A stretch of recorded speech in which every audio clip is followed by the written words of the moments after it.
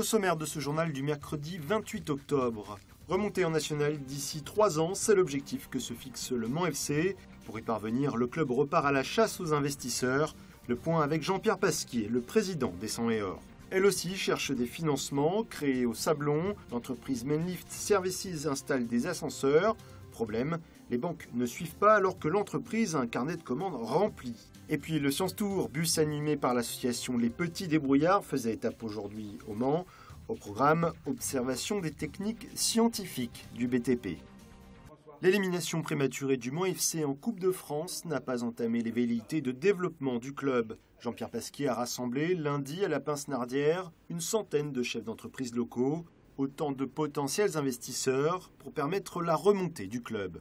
Nous sommes à peu près à 28 partenaires déjà existants, donc nous avons 70 bons partenaires à aller chercher. C'est notre travail au quotidien à partir de maintenant. Le but, c'est de leur dire aujourd'hui, venez nous rejoindre. C'est pas demain qu'on a besoin, c'est pas dans 10 ans quand on sera en Ligue 2 parce qu'on aura bien entendu les droits télé. C'est maintenant que nous avons besoin.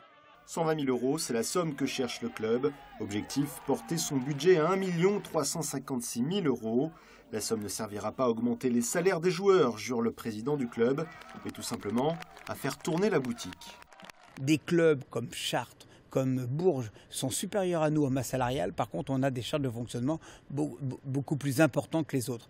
On a 29 équipes, dont 5 équipes au niveau national. On a la Pince-Nardière qui coûte cher et on a bien entendu l'internat. À moyen terme, l'idée est de permettre à l'équipe 1 du Mans FC, aujourd'hui en CFA 2, de remonter en national, et ce d'ici 3 ans. Sportivement, depuis ce début de saison, les joueurs font leur part du travail, estime Jean-Pierre Pasquier. Le Mans FC est tout simplement premier de son groupe. C'est 10 matchs, c'est 8 victoires, un match nul, une défaite, c'est 8 matchs à l'extérieur. Aujourd'hui, qui aurait signé sur ces résultats-là? Personne. Donc à partir de là, n'oublions pas notre avenir. L'avenir, c'est le championnat, c'est la CFA. S'il parvient à se hisser dans la division supérieure, c'est-à-dire en CFA, le Mans FC pourrait retrouver le MM Arena la saison prochaine. C'est en tout cas ce qu'a promis Jean-Claude Boulard, le maire du Mans.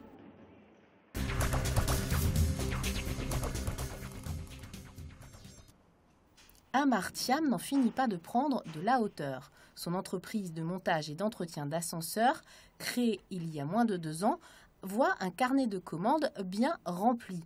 Mais aujourd'hui, son principal problème n'est pas de trouver des marchés, plutôt de trouver les fonds pour se développer.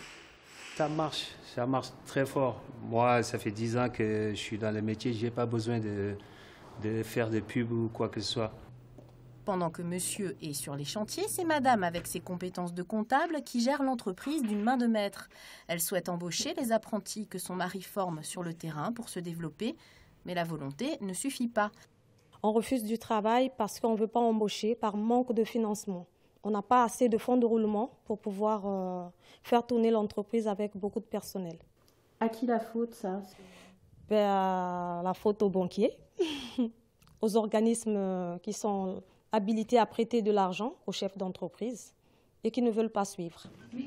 Pour pallier à ce problème, l'État met en place un dispositif d'aide aux entreprises, notamment celles créées dans les quartiers prioritaires. La ministre du Travail, Myriam El Khomri, était au Mans la semaine dernière pour présenter ce projet. L'idée, regrouper les partenaires des créateurs d'entreprises sur un même site, la fabrique à entreprendre. Stella Thiam attend beaucoup de cette initiative. On l'attendait depuis longtemps parce que le problème, c'est que si tous ces organismes ils se mettent ensemble pour travailler en commun, je pense que ça va faciliter la tâche aux chefs d'entreprise et abréger les délais de traitement de dossiers. Créée alors que le couple vivait au Sablon, dans un quartier prioritaire du Mans, l'entreprise rayonne aujourd'hui à travers toute la France. Stella, elle, voudrait que les financeurs comprennent que dans les quartiers, l'ascension par la création d'entreprises est non seulement possible, mais souhaitable.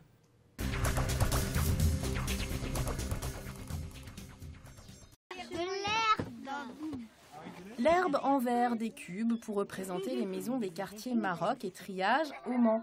Tout l'après-midi, les enfants du secteur ont bénéficié gratuitement d'ateliers scientifiques et techniques animés par l'association des Petits Débrouillards. On essaie de faire une représentation de leur quartier. On a commencé par un plan de quartier, quoi. Donc on allait sur Google Maps, On essaie de voir comment les rues sont représentées. Leur quartier, justement, il est en plein chantier. Une centaine de pavillons sont réhabilités et isolés par une grande entreprise de BTP. Alors, pour compenser un peu la gêne occasionnée par les travaux, l'entrepreneur décide de faire venir ce camion itinérant de la science, le Science Tour, pendant les vacances. C'est aussi notre rôle d'essayer de faire comprendre que c'est dans leur intérêt d'améliorer leur habitat et qu'ils puissent faire des économies aussi d'énergie dans leur habitation. Ce soir, le camion va reprendre sa tournée des villes de France. Pour plus d'informations sur le Science Tour et les camions mis à disposition du public, rendez-vous sur leur site internet.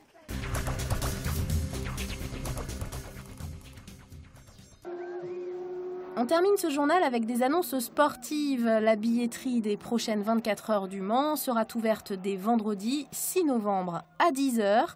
Tarif enceinte générale 78 € pour le grand public, 58,50 € si vous êtes membre de l'ACO et gratuit si vous êtes né avant le 19 juin de l'an 2000. Rappelons que les 24 heures du Mans auront lieu les 18 et 19 juin prochains. Et puis, ne manquez pas le match d'Eurocup diffusé en direct ce mercredi soir sur LMTV Sarthe dès 20h30. Le MSB reçoit la très sérieuse équipe de l'Alba Berlin lors de cette 3e journée. Le résumé complet de ce match dans l'info de jeudi.